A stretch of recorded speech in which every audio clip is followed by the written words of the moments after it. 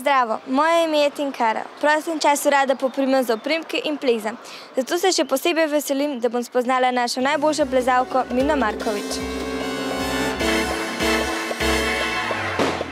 Živjo. Živjo. Kako si postala plezalka? Čisto po naključju, ko sem se nekega dne v svojem domačem kraju srečala s plezalno steno. Ali si se čemu odpovedala zaradi plezanja? Ja, v bistvu v osnovni šoli, ko sem se spoznala s plezanjem, sem igrala flavto in potem sem imela prste kar precej uničene in učiteljica mi je rekla, da se bom mogla odločiti ali plezanje ali flavta. Jaz sem rekla, v redu. A bi mi malo pokazala, kako ti plezaš? Ja, seveda.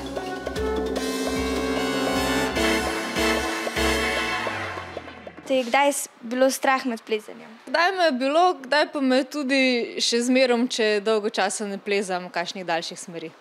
Si jezna, če ti ne uspe priti do vrha? Je odvisno, kak je razlog, ampak ja, velikokrat sem lahko tudi jezna ali pa žalostna. Je kdaj plezanje vplivalo na učenje? Mogoče je vplivalo na to, da sem imela več motivacije, pa sem tisto malo časa naredila še več. Kaj je tvoj moto? Odplezati najbolje, kot znam, in napredovati. Za uspeh je potrebno veliko truda in vaje in Mini zares uspeva. Jaz pa bom morala v plezanje vložiti še veliko truda in energije, da bi se lahko kosala z njo. Adijo!